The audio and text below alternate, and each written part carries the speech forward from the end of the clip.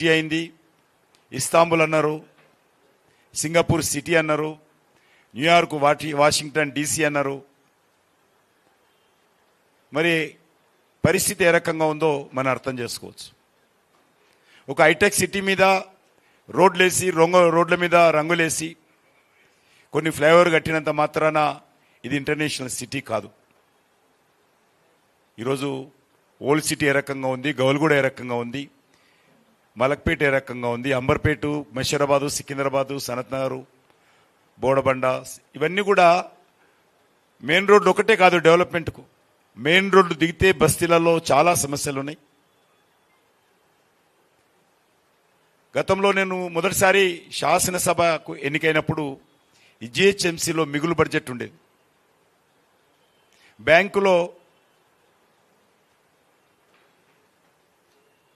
GHMC డబ్బులు deposits ఉండేవి. కానీ ఈరోజు పరిస్థితి ఏంటంటే వీధి లైట్లు వేయడానికి డబ్బులు లేవు. భారతీయ జనతా పార్టీ కార్పొరేటర్స్, మా పార్టీ నాయకులు పెద్ద ఎత్తున ఆందోళన చేస్తే 2-3 సార్లు ఒక్కొక్క కార్పొరేటర్ని పిలిచి మీకు 50 లైట్లు ఇస్తాము, మరి ఎక్కడ ఏమంటారో చెప్పండి అనేటువంటి పరిస్థితి హైదరాబాద్లో ఉంది. మీకు అందరూ తెలుసు, అరెస్ట్ అయ్యాం మేమందరం కూడా మా పార్టీ తరఫున. వీధి లైట్ల కోసమే కందిళ్ళు పట్టుకొని పోయాము జిహెచ్ఎంసీ ఆఫీస్కు మా కార్పొరేటర్స్. ఆ పరిస్థితి వచ్చింది.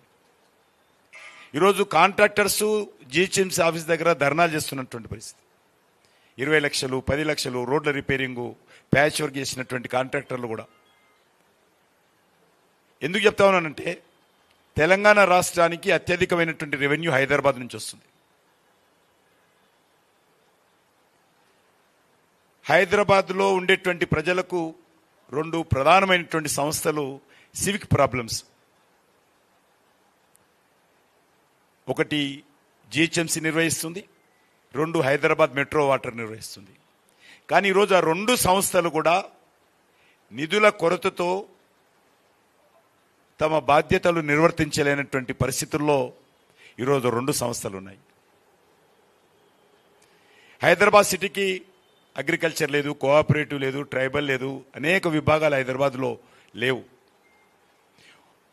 ఆర్ఎన్బి కానీ ఇతరత్ర ఏవీ లేవు. ఉన్నటువంటి 2 ప్రధానమైనటువంటి సంస్థలు ప్రజలకు సంబంధించినటువంటి పౌర సమస్యలు పరిష్కారం చేసేటువంటి, పౌర సమస్యల పరిష్కార బాధ్యత చూసేటువంటి సంస్థలు జిహెచ్ఎంసీ, హైదరాబాద్ మెట్రో వాటర్. ఈ 2 సంస్థలు కూడా నిధుల కొరతతో ప్రధానంగా ఇబ్బంది పడతా ఉన్నాయి. దాని కారణంగా చాలా రకాల సమస్యలు బస్తీలలో వస్తూ ఉన్నాయి. అందుకే ఈరోజు హైదరాబాద్ నుంచి రెవెన్యూ వస్తున్నప్పుడు కూడా హైదరాబాద్ పరిస్థితి ఆ రకంగా ఉంది. జూబ్లీహిల్స్లో అది కూడా ప్రతిబింబిస్తూ ఉంది. ఇప్పుడు ఈ యొక్క ఎన్నికల్లో ప్రచార సరళి ఇప్పటి వరకు ఎమ్మెల్యేగా ఉన్నటువంటి బీఆర్ఎస్ పార్టీ, 2 సంవత్సరాల క్రితం వరకు అధికారం ఉన్నటువంటి బీఆర్ఎస్ పార్టీ ఈ యొక్క జూబ్లీహిల్స్ వెనుకబడినతనానికి, వెనుక వేయబడినతనానికి వాళ్ళు కూడా బాధ్యత వహించాలి.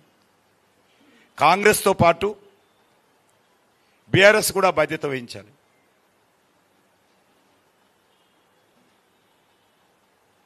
కాంగ్రెస్ పార్టీ ఎన్నికల ప్రచారంలో ఎక్కడ కూడా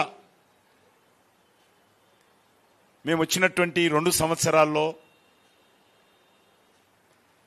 ఈ యొక్క ఇచ్చినటువంటి 6 గ్యారెంటీల విషయం కానీ, ఇచ్చినటువంటి అనేక రకాల 400 పైచీలకు సబ్ గ్యారెంటీల విషయంలో కానీ